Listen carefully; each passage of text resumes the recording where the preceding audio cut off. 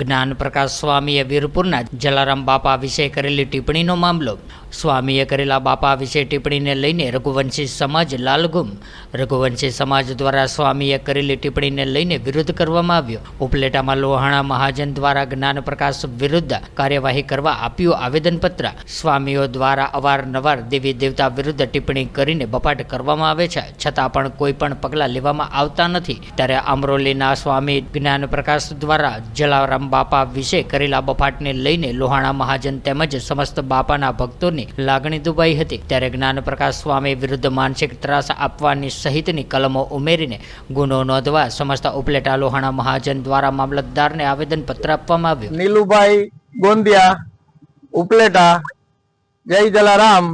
અમારા સમગ્ર લોહાણા સમાજની જે લાગણી દુભાવવામાં આવી છે એવા જ્ઞાન પ્રકાશ સ્વામીએ જે વાણી વિલાસ કર્યો છે જલારામ બાપા વિશે, એ એક અભદ્ર ભાષાની અંદર એને કર્યો છે અને અમારા સમગ્ર વિશ્વના જે લોહાણા સમાજ છે એમની લાગણી દુભાણી છે.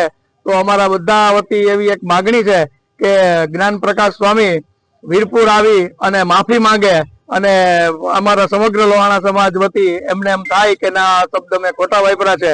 અને જલારામ બાપા ને કોઈની એવી ઓલી વાત નહોતી. જલારામ બાપા પોતાનામાં જ એવી સામર્થ્ય હતી કે જે એમના સામર્થ્યથી અત્યાર સુધી આ જે અન્નક્ષેત્ર ચાલે છે એની અંદર કોઈ પણ જાતનો ફંડ ફાળો લેવાતો નથી. અને એમ છતાંય ફંડ ફાળો જે આપે છે એમને પણ રોકવા માટે માણસો રાખ્યા છે.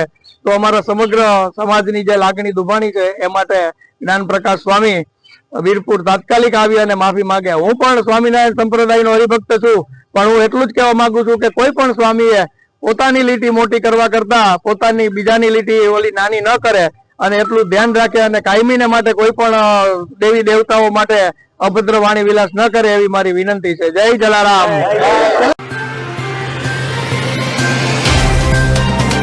तो व्हाट्सएप, ट्विटर, फेसबुक, इंस्टा जहाँ भी आपका अकाउंट है, इसे शेयर बटन के द्वारा वहाँ पर शेयर करें